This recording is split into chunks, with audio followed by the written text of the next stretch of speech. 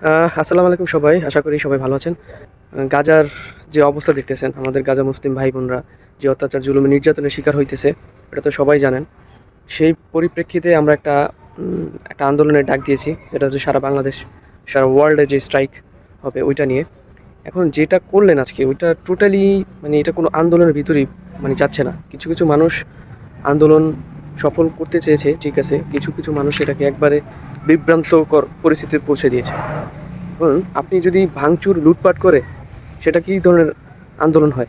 এটা একবারে মিনিংলেস একটা আন্দোলন, যেটা মানে আমি বলে বোঝাতে পারবো না। আপনি যদি আন্দোলন নামে যদি ভাঙচুর লুটপাট করেন, তখন আমাদের সেটা আন্দোলন থাকলো কোথায়? ফেসবুকের যে ভিডিওগুলো ভাইরাল হয়েছে অলরেডি, এই আন্দোলন যদি বহির্বিশ্ব দেখে, তাহলে আমাদের আন্দোলনের, শান্তিপূর্ণ আন্দোলনের আর কই মূল্যটা রইল কোথায় বলেন?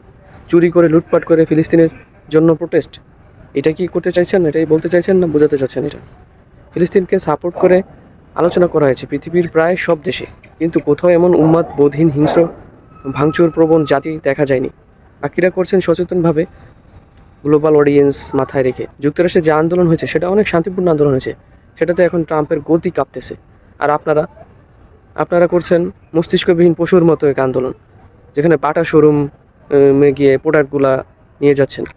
যা আপনারা করলেন, উল্টো নিজেদের ক্ষতি করলেন। সারা বিশ্ব আপনাদের চিনবে একটা উম্মাদ, মেন্টালি সিক আর উগ্র জাতি হিসেবে।